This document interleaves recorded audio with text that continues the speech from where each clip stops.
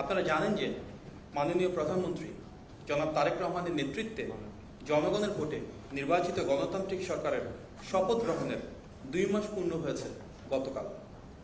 বিগত 1.5 দশকের ফ্যাসিবাদী শাসনের রক্তস্নাত অধ্যায় অতিক্রম করে গণমানুষের অধিকার প্রতিষ্ঠার পথে জাতিকে এগিয়ে নেওয়ার ক্ষেত্রে তিনি দৃঢ় ও সাহসী নেতৃত্ব দিয়েছেন।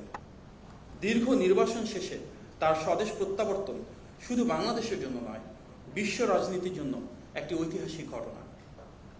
সেই সময় থেকেই আন্তর্জাতিক গণমাধ্যমগুলো তাকে অবশ্যম্ভাবী প্রধানমন্ত্রী হিসেবে বিবেচনা করতে শুরু করে এবং তার নেতৃত্ব, ভিশন ও পলিসি নিয়ে বিস্তৃত ফিচার প্রকাশ করে। গত 12ই ফেব্রুয়ারি নির্বাচনে অর্জিত নিরঙ্কুশ বিজয়কে দেশি বিদেশি গণমাধ্যম ও পর্যবেক্ষকরা গণতন্ত্রের পুনরুত্থান ও জনগণের আকাঙ্ক্ষার প্রতিফলন হিসেবে আখ্যায়িত করেছেন। বিশ্বের প্রায় সকল দেশের রাষ্ট্রপ্রধানেরা শুভেচ্ছা বার্তা প্রেরণ করেছেন, গণতান্ত্রিক সরকারের সাথে কাজ করার আগ্রহ প্রকাশ করেছেন ও সর্বোচ্চ আন্তরিকতার সাথে মাননীয় প্রধানমন্ত্রীকে অভিনন্দন জানিয়েছেন। দায়িত্ব গ্রহণের মাত্র 2 মাসের মধ্যেই সরকারের প্রতিশ্রুতি বাস্তবায়নের যে দৃশ্যমান অগ্রগতি রয়েছে তা দেশে বিদেশে ব্যাপকভাবে প্রশংসিত হচ্ছে। আপনারা অবহিত আছেন যে আমাকে এবং মাননীয় প্রধানমন্ত্রীর প্রেস সচিব জনাব সালেহ শিবলিকে প্রধানমন্ত্রী কার্যালয়ের মুখপাত্র হিসেবে দায়িত্ব প্রদান করা হয়েছে। আমরা আন্তরিক কৃতজ্ঞতা পোষণ করছি। আজকের এই অনুষ্ঠান আয়োজনের জন্য ধন্যবাদ ও কৃতজ্ঞতা জানাই মাননীয় প্রধানমন্ত্রীর প্রেস সচিব জনাব সালেহ শিবলি, অতিরিক্ত প্রেস সচিব জনাব আতিকুর রহমান রুমন সহ প্রেস উইংয়ের সকল সম্মানিত সদস্যকে। ব্যক্তিগতভাবে একটি কথা না বললেই নয়, ত্রয়োদশ জাতীয় সংসদ নির্বাচনের আগে বিএনপির জাতীয় নির্বাচন পরিচালনা কমিটির মুখপাত্র হিসেবে দায়িত্ব পালনকালে গণমাধ্যমের সাংবাদিক ভাই বোনদের কাছ থেকে যে অকৃত্রিম ভালোবাসা ও সহযোগিতা আমি পেয়েছি তার জন্য আমি আন্তরিকভাবে কৃতজ্ঞ। সেই টিমে আমার সাথে কাজ করা জনাব তারিকুল ইসলাম ও জনাব মাহমুদ নাহিদ এখনো কাজ করছেন এবং এখানে উপস্থিত আছেন সেই টিমে আপনাদের মাঝেই আরও কেউ কেউ। সামনের দিনগুলোতে যে কোনো ভুল ত্রুটি আপনারা যুক্তিসঙ্গত সমালোচনার মাধ্যমে তুলে ধরবেন এবং মাননীয় প্রধানমন্ত্রী জনাব তারেক রহমান এবং সরকারের ইতিবাচক উদ্যোগ ও জনকল্যাণমূলক পদক্ষেপে পাশে থাকবেন, এটি আমাদের প্রত্যাশা। কারণ আপনাদের সহযোগিতা ও গঠনমূলক সমালোচনাই আমাদের সমৃদ্ধ করে। মুখপাত্র হিসেবে আমাদের প্রধান লক্ষ্য হল মাননীয় প্রধানমন্ত্রীর কর্মপরিকল্পনা, রাষ্ট্র পরিচালনার নীতিমালা এবং গণতান্ত্রিক শাসন ব্যবস্থায় তার গ্রহণ ও বাস্তবায়িত বিভিন্ন উদ্যোগকে একটি স্বচ্ছ, নিয়মতান্ত্রিক ও ধারাবাহিক প্রক্রিয়ার মাধ্যমে জনগণের সামনে তুলে ধরা।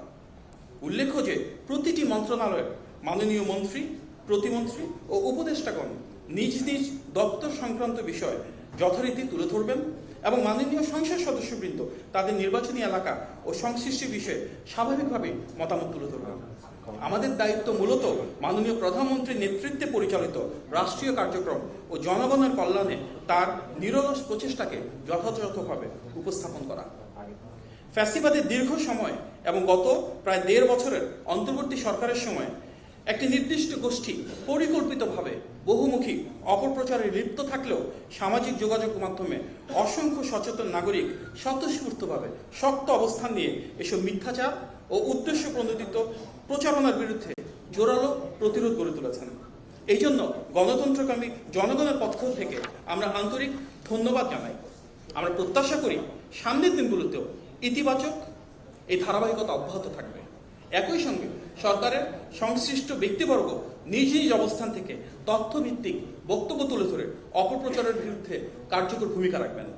আমরা ভেবেছিলাম এই স্বল্প সময়ের মাঝে মাননীয় প্রধানমন্ত্রীর নেতৃত্ব ও নির্দেশনায় সরকার যে সমস্ত ইতিবাচক পদক্ষেপ গ্রহণ করেছে, বিরোধী দল সেই কাজের জন্য সামগ্রিকভাবে সহযোগিতা করবে।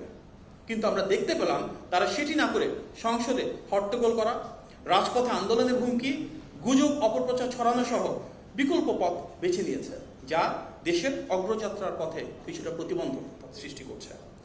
গভীর আনন্দ ও গৌরবের বিষয় যা ইতিমধ্যে আপনারা জেনেছেন যে মাননীয় প্রধানমন্ত্রী ও গণমানুষের নেতা জনাব তারেক রহমান এই বছর বিশ্বখ্যাত সাময়িকী টাইমের বিশ্বের সবচেয়ে প্রভাবশালী 100 ব্যক্তির তালিকায় স্থান পেয়েছেন। এই স্বীকৃতির মাধ্যমে তার দূরদর্শী নেতৃত্ব, সীমাহীন সাহসিকতা এবং গণতন্ত্র পুনরুদ্ধারের জন্য অসামান্য যে অবদান সেটিকেই আন্তর্জাতিক পরিসরে স্বীকৃতি দেওয়া হয়েছে। আজকে টাইম থেকে পাওয়া এই সম্মান আমাদের সকলের। এই বৈশ্বিক স্বীকৃতি গণতন্ত্রের বিজয়, জনতার বিজয়, বাংলাদেশের বিজয়। আলহামদুলিল্লাহ। উপস্থিত সাংবাদিক ভাই ও বোনেরা, আমরা সবাই জানি গতকাল বর্তমান সরকারের মেয়াদের 2 মাস পূর্ণ হয়েছে। এই স্বল্প সময়ের মধ্যেই সরকার নির্বাচনের আগে ইশতেহারে প্রদত্ত প্রতিশ্রুতিসমূহ বাস্তবায়নের কাজ শুরু করেছে। মাননীয় প্রধানমন্ত্রীর নেতৃত্বে সরকার দুর্বার গতিতে যেভাবে অভূতপূর্ব কর্মযজ্ঞ হাতে নিয়েছে, প্রতিটি সেক্টরে এবং গণমানুষের ভাগ্য পরিবর্তনের জন্য প্রতিটি ক্ষেত্রে 180 দিনের যে কর্মপরিকল্পনা গ্রহণ করেছে তা এক অবিস্মরণীয় অর্জন। জনগণের আকাঙ্ক্ষাকে ধারণ করে গত 2 মাসে মাননীয় প্রধানমন্ত্রী রাষ্ট্রের ও প্রতিটি নাগরিকের অগ্রযাত্রা নিশ্চিত করতে যেসব পদক্ষেপ গ্রহণ করেছেন তার মধ্যে 60টি আমি আপনাদের সামনে তুলে ধরছি। সরকারের 2 মাসে মাননীয় প্রধানমন্ত্রীর 60টি উল্লেখযোগ্য পদক্ষেপ। মাননীয় প্রধানমন্ত্রীর নির্বাচনী প্রতিশ্রুতি অনুযায়ী নারীর ক্ষমতায়নের লক্ষ্যে দেশের প্রতিটি পরিবারের কাছে পর্যায়ক্রমে ফ্যামিলি কার্ড পৌঁছে দেওয়ার পাইলট প্রকল্প শেষ হয়েছে। ইতিমধ্যে 37,567টি পরিবারকে ফ্যামিলি কার্ড প্রদান করা হয়েছে। প্রতিটি কার্ডে মাসিক 2,500 টাকা নগদ সহায়তা করা হচ্ছে, যা নারীকে অর্থনৈতিক, পারিবারিক ও সামাজিক ক্ষমতায়নের একটি আন্তর্জাতিক রোল মডেলে পরিণত হয়েছে। মাননীয় প্রধানমন্ত্রীর আরেকটি নির্বাচনী প্রতিশ্রুতি অনুযায়ী দেশের কৃষক কৃষানীদের জন্য 10টি সুবিধা ও নগদ অর্থায়ন সম্বলিত কৃষক কার্ড প্রচলন করা হয়েছে। ইতিমধ্যে প্রাথমিকভাবে 10টি জেলার 22,000-এরও বেশি প্রান্তিক, ক্ষুদ্র ও মাঝারি কৃষককে কৃষক কার্ড প্রদানের মাধ্যমে এই কার্যক্রম শুরু হয়েছে। মৎস্য, প্রাণী সম্পদের সাথে যারা যুক্ত এবং খামারিরাও এই সুবিধা পাচ্ছেন। প্রায় 12 লক্ষ ক্ষুদ্র ও প্রান্তিক কৃষকের 10,000 টাকা পর্যন্ত ঋণ সুদসহ মওকুফ করা হয়েছে। সাংবিধানিক বাধ্যবাধকতা ও দেশের আইনি কাঠামোর ধারাবাহিকতা রক্ষায় অত্যন্ত স্বল্প সময়ের মধ্যে ত্রয়োদশ জাতীয় সংসদের প্রথম অধিবেশনে 133টি অধ্যাদেশ নিষ্পত্তির মাধ্যমে সরকার সংসদীয় গণতন্ত্রে এক অনন্য নজির স্থাপন করেছে। এসব অধ্যাদেশের সঙ্গে মানবাধিকার কমিশন, গুম প্রতিরোধ ও প্রতিকার অধ্যাদেশ সহ 16টি অধ্যাদেশ অধিকতর যাচাই বাছাই করে আবার সংসদে বিল আকারে উত্থাপন করা হবে। সবচেয়ে বেশি গুম, খুন, মানবাধিকার লঙ্ঘনের শিকার দল হিসেবে বিএনপি এগুলো বাস্তবায়নে অঙ্গীকারবদ্ধ। এই প্রতিটি ক্ষেত্রে সংশ্লিষ্ট অংশীজনদের সাথে আরও পরামর্শ ও যাচাই বাছার প্রয়োজনীয়তার কথা বিলে উল্লেখ করা হয়েছে। সরকারের এই উদ্যোগ স্বচ্ছতা ও জবাবদিহিতা নিশ্চিতের একটি প্রতিশ্রুতি, সেটিরই প্রতিফলন।